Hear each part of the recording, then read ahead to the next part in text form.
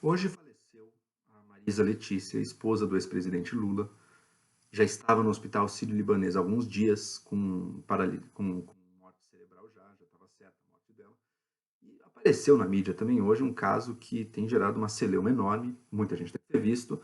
Uma médica do sírio-libanês divulgou informações do prontuário da Marisa Letícia enquanto ela estava internada lá, num grupo de WhatsApp dela, de colegas da faculdade de medicina, e nisso alguns ex-colegas dela, amigos dela, pegaram essa informação, fizeram comentários jocosos ou até pedindo a morte, gente, obviamente antipetista, desejando a morte ali nos comentários do grupo de WhatsApp, e isso gerou uma celeuma pública, querem a cabeça desses médicos, como se fosse o maior absurdo do mundo, e eu quero questionar isso.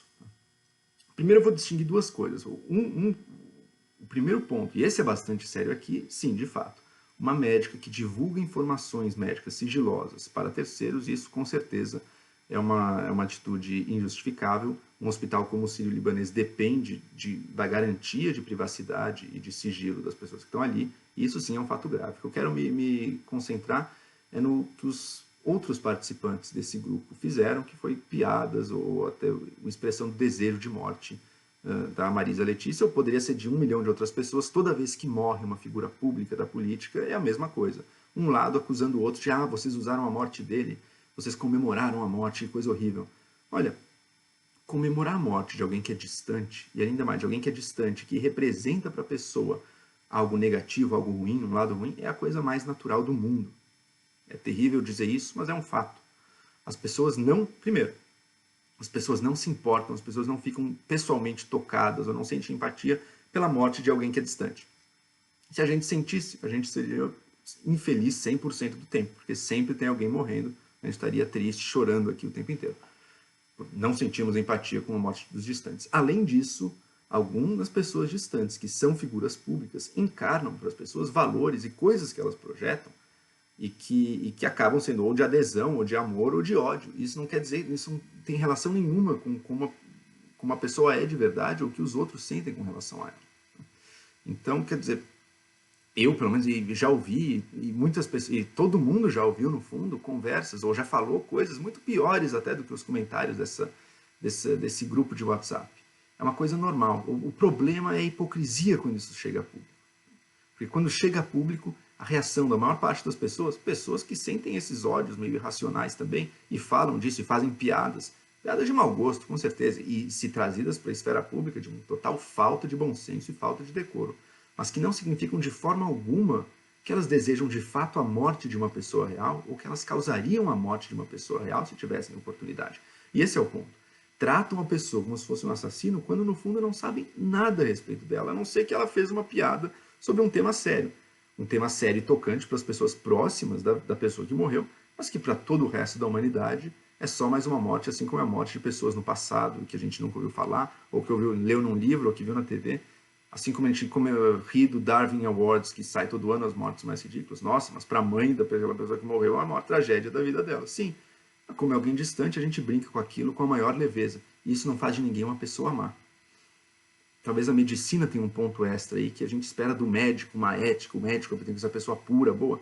E o médico é tão humano quanto qualquer outra pessoa, tem paixões, tem ódio, sente raiva das coisas. E não quer dizer que ele esteja disposto a matar. Esse médico que desejou a morte dela e que até disse, tem que cortar a veia para ela morrer. O que a gente sabe dele? Talvez ele seja um excelente profissional, talvez ele seja uma excelente pessoa, talvez ele trate muito bem seus pacientes. É impossível fazer qualquer juízo acerca da realidade dele com base nisso aí. Mas as pessoas fazem e querem a cabeça dele, se eu não me engano, foi até demitido, e daí uma covardia da instituição, inclusive, e no fundo por uma hipocrisia. Porque todo mundo já ouviu o pior e mais. Todo mundo pensa, eu já pensou o pior, inclusive você.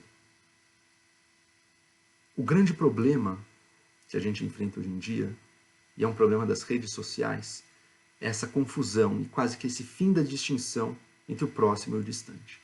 No passado, ou ainda hoje nas conversas pessoais, se morre um político que você não gosta, um parente de político que você não gosta, e no grupo de seus amigos você pode fazer, ao vivo, pessoalmente, você pode fazer brincadeiras, e não vai dizer, nossa, não se deve brincar com isso, mas ninguém vai levar isso muito a sério. Agora, quando isso é feito numa rede social, a pessoa acha que ela está no privado. Num caso como o do WhatsApp, ela na minha opinião, tem uma expectativa razoável de que aquilo fosse privado. Mas ela está a um clique de distância, um clique mal intencionado de distância daquilo se tornar público para o mundo inteiro. Enquanto um comentário público para o mundo inteiro, aquilo é injustificável. Uma falta enorme de decoro, do respeito público que a gente demonstra com a morte. Numa conversa privada, não. E num pensamento privado também não. As redes sociais têm criado a necessidade das pessoas de estarem a todo momento fingindo ser 100% boas e 100% bons desejos e respeito e amor ao próximo. E a vida humana não é assim. E é opressivo pensar ou exigir que ela tenha que ser assim. Mas esses grupos em que as pessoas têm a liberdade, inclusive para expressar sentimentos considerados ruins, que são sentimentos de agressividade, mas que são tão parte da natureza humana quanto sentimentos de amor ou de afeto, no fundo eles são um esteio de sanidade para a nossa vida.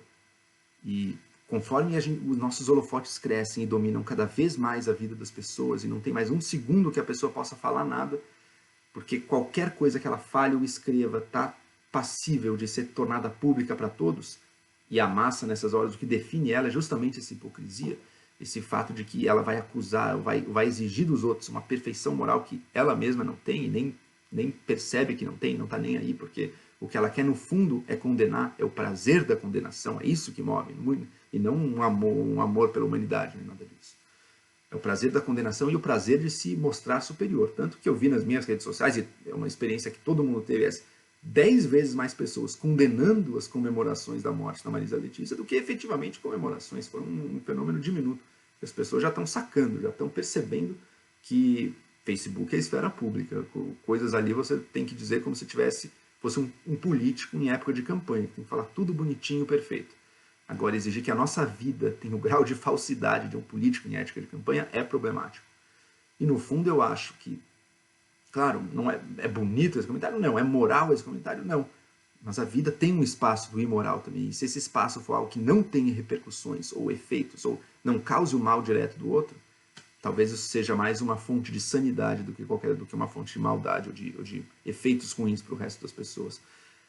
O membro do grupo de WhatsApp que leu aquilo, que tirou o print e que compartilhou aquilo nas redes sociais públicas fez algo muito pior do que os médicos que fizeram a brincadeira.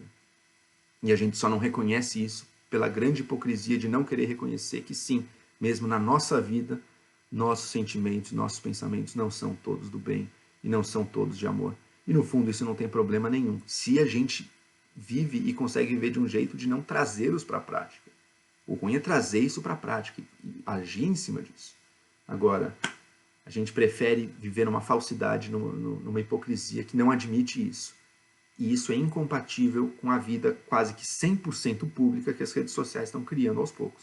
A gente vai ter que escolher, ou a gente vai reforçar nossas esferas de privacidade, ou a gente vai ter que abrir mão um pouco da falsidade que a gente usa para subir num pedestal moral e dizer, não, como eu tenho bons sentimentos, que coisa horrível as pessoas que fizeram piada, que comemoraram, que coisa péssima.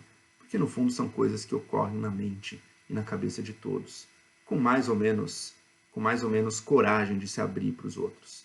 Mas isso é o que menos importa.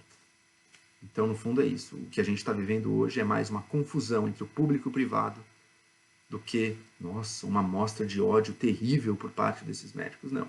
Aquilo é normal da história da humanidade. O que realmente merece condenação é o ato de divulgação de dados sigilosos. Isso sim, isso foi um ato sério, embora tenha gerado muito menos celeuma, e, o que gerou menos ainda, a divulgação de conversas que tinham uma expectativa razoável de serem privadas. É isso que a gente deveria focar. Esse é o real assalto, o real ataque contra a nossa liberdade. E não a expressão, num âmbito privado, de um sentimento de uma pessoa que, oh meu Deus, não se pauta pelo amor ao próximo. Quem disse que a vida humana deve ser 100% amor ao próximo, inclusive nesse termo dos pensamentos e da retórica?